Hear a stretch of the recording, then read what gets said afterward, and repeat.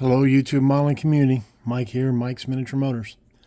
Just want to do a bench update. It's been 3 weeks, and just want to kind of catch you up with where things stand. We will start with from what I've worked on the least to the most, as usual. All I've done on the Fred Camaro is I painted the water pump aluminum. Sadly, that's all I've done. I've really been trying to concentrate mainly on the Eggplane build. Last time, if you remember, I had showed you on my last update how, and I didn't notice it until I was watching on my friend's big screen, that my decals had cracked underneath the clear. It was kind of, I've never had it happen before. It's kind of weird. So what I ended up deciding to do was go ahead and I'd ordered new decals, and just started putting the new decals over the old to because I had like I explained in the last video, had that bad experience with the I haven't done these yet on here. Had the bad experience with the purple pond not working on the gas tank. So anyway, neither here nor there. I've got these on. Been trying to work on this a bit. I've got these on. I got the Ducati on. I still need to do this down here. And like I said, even if you look at it, unless I put it up really close, you may not see the cracking. But it's the weirdest thing. I've never had it happen before. But on these pieces, I've just all I've got left is this, and I need to put this on here on both of those pieces. On the Superleggera, I've started putting decals down, and this is really weird for a Tamiya, but it's like all the decals are undersized. I've never had it happen before. Maybe I can show it easier in this one. Usually the decals, on overlap just a little bit. Am I in focus?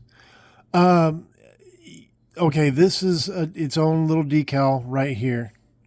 It actually comes up, the red's part of it, but just trying to show you in the carbon fiber. If you pull it all the way to the corner here, then you lose this edge there. Can everybody see that? If I bring it this way, so I can tuck that under a little bit, then you lose it on this edge. So what I've tried to do is center it, and it's that way on all of them. It's kind of a weird thing. You can see how this edge doesn't come over at all, and then it doesn't up here either. So you've got to really try to center it, and it's the same thing side to side. Can you see inside this red here? Nope, I'm out of camera.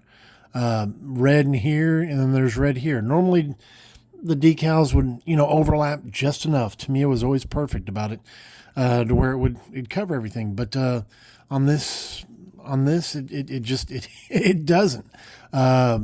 I don't know if you can see,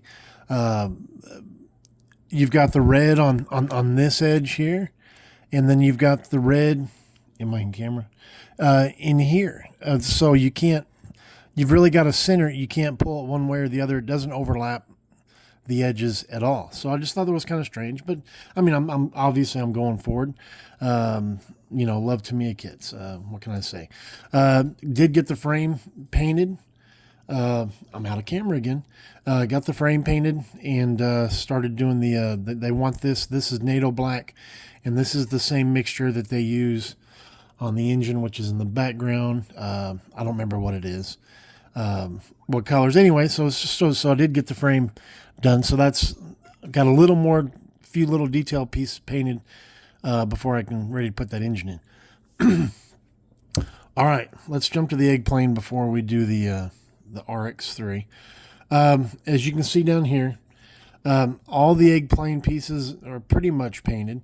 Need to glue that seat in here. This will be that Mitsubishi interior green. Was it XF71? But as you can see, all the decals are on. I've dull coated it. The fins are done. The wings have been painted, decaled, and dull coated. Am I in camera? The cowling, I didn't notice until right before this video There is a mold line right here. Can you see it? And a mold line right there. They're faint, but they're there. So I need to sand that and redo that. Propeller's painted red brown. The instructions say propeller color. The call out in the box is 131. If you look at the Hasegawa paints, they refer to Mr. Color paints. If you Google Mr. Color paints, the 131 is a red brown. And I used Tamiya red brown. Cleared it because it still needs the yellow decals and the tips, and then I'll dull coat that. So I hope to have that done. There's the canopy. Hope to have that done early next week to post a final. There's the engine. I painted it TS42 light gunmetal, and then put a black wash in there. So, all right, the RX-3. Last time the interior pieces were in pieces, or the interior was in pieces. I've got it glued together. This is the dash the aftermarket dash, the American dash that I bought. I've got another one of these kits. I will, even though we live in America and, blah, blah, blah. The next one will have the proper dash in it. Because after I got the sub-assemblies done and this glued on and sat in the car, it sat way too high, sat at the wrong angle, and I ended up having to cut it up and repainting it, and it fits in there now, but not without a struggle. And the American cars didn't have these 3 dials that are in the JDM cars. I actually made my own little piece so I could use the decals and glued it over the, I don't have it pulled up on the computer, but in America we have like these little rectangular gauges, whereas over there they have like analog gauges. I don't know. Maybe they're idiot lights in the American car. I'm not sure. Difficult to say, but it is different. I figured maybe they got the dash out of the Jada kit. Chassis, I've got the tires and wheels on. I painted the my centers XF56. I figured honestly XF56 is the same thing as TS42, which is what I use for the stripe on the body, but it's not cleared.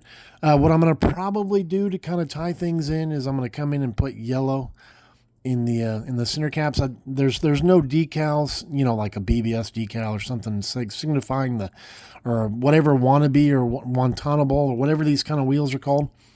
There's no decal in the kit for that, so I'll probably do that yellow just to, like I say, help tie everything in.